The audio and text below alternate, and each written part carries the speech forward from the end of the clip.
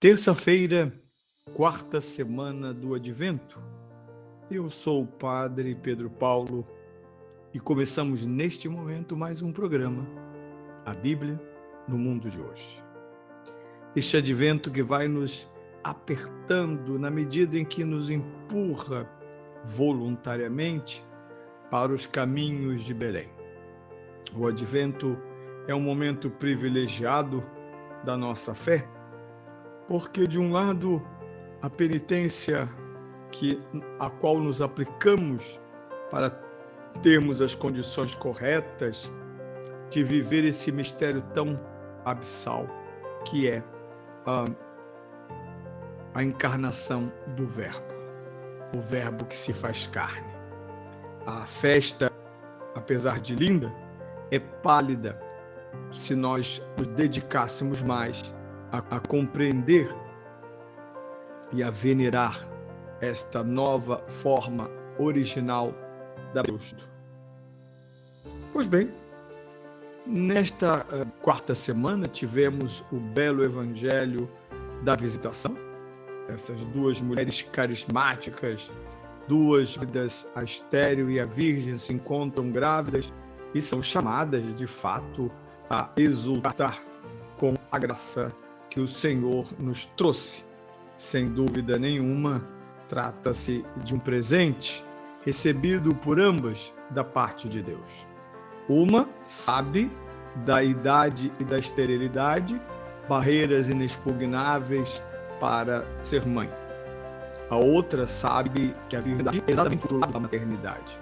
As mulheres jamais estarão do mesmo lado, ou mães ou virgens.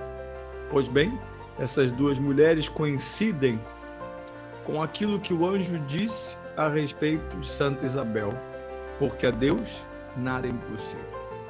E por que o extraordinário ali? Por causa do Filho, por causa daquele a quem Santa Isabel chama meu Senhor, por causa do Messias, que agora vive no ventre da Virgem Maria. Deus então intervém poderosamente, como o fizera lá no Egito, não só nas pragas, mas na abertura do Mar Vermelho, como fará durante todo o deserto. Esses sinais são os últimos. Essa intervenção é a última, porque se trata do próprio Filho. A Virgem é aquela a quem o Filho foi entregue para que nascesse dela. Ela vai oferecer a esse menino a carne perfeita, o corpo perfeito, visto que concebida sem pecado original, ela pode oferecer a este menino a humanidade adequada à união com o Verbo. O Verbo não poderia se unir com qualquer humano, senão o destruiria, porque Deus é santo. Uma vez na PUC, um senhor formado em teologia dizia que era absurdo insistirmos na virgindade de Maria. Os dois, José e Maria, tiveram um filho, então Deus colocou lá o Espírito Santo no menino e ele virou Jesus. Claro, os racionalistas gostam que a revelação se adeque à sua pobre razão. Não cabe na razão humana uma virgem fecunda. E os racionalistas têm muito medo, vejo do ponto de vista piedoso, que a religião pareça, enfim, mitológica, infantil, uma historinha que ninguém mais acredita. Imagina, com a ciência tão poderosa que temos.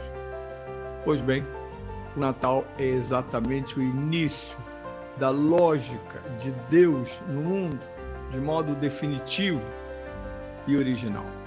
Que Deus estivesse no mundo sempre, porque Ele é o Criador do mundo.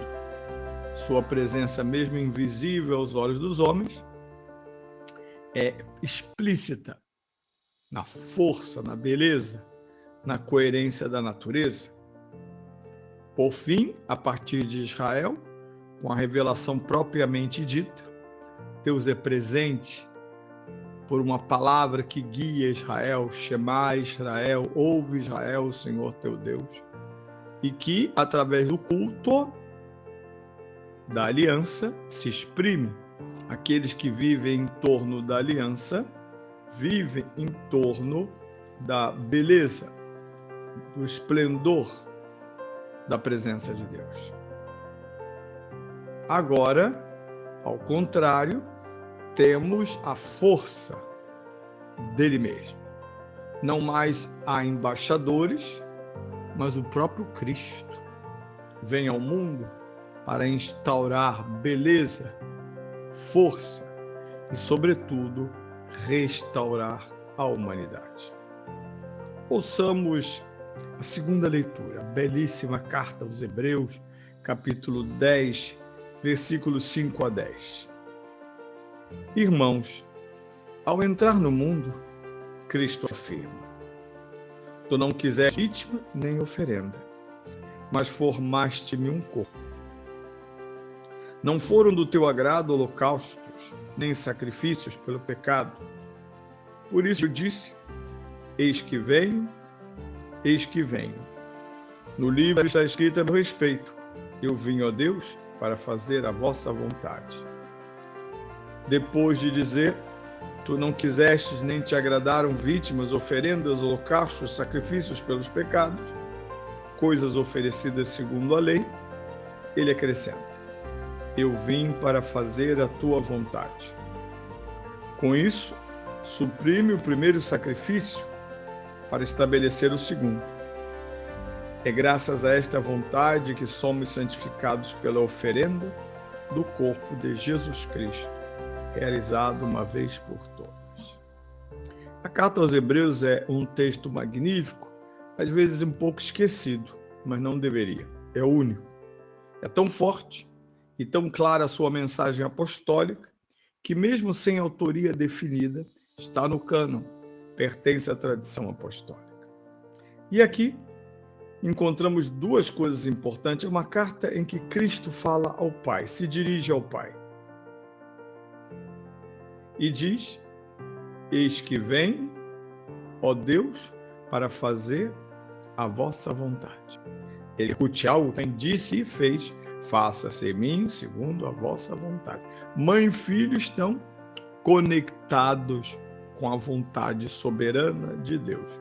É assim que começa a nova criação. Lembre-se, nunca se esqueçam da velha criação, marcada pela desobediência, pela ignorância e, por fim, pela chave do pecado.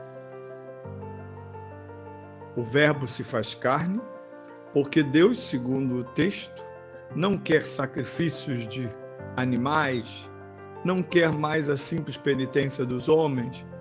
Todo o bem que os homens puderem fazer para agradar a Deus, não é capaz de realizar a obra da própria redenção. Ao contrário, muitas vezes os profetas vão comunicar a Israel o nojo que Deus estava de seus holocaustos, de suas oferendas, de suas cerimônias, visto que o culto e o coração andavam distantes e divorciados. Mas o versículo 10 conclui de modo magnífico: é graças a esta vontade que somos santificados pela oferenda do corpo de Jesus Cristo, realizado uma vez por todas. Sim, aqui está o significado do Natal. A oferenda do corpo de Jesus Cristo, realizado uma vez por todas. Na noite de Natal, quando o menino nasce e é recebido nos braços de sua mãe, ali começa o grande sacrifício. Nascer entre nós para ser a única e irrepetível oferenda que pode aplacar e aplacou os nossos pecados. Portanto, o Natal é esta aurora da salvação, que se realizará definitivamente no alto do Calvário, quando o menino já homem entra na cruz, no nosso lugar. Bem, continuemos nessa semana que nos aproxima do Natal com fervor. Vou perguntar, mas por perguntar. Você já se confessou, não é verdade? Claro. Estou perguntando por perguntar. Não posso imaginar que você vá para o Natal só com as rabanadas. Bem, concluamos o programa desse dia. Agradecido, desejo a todos um bom dia.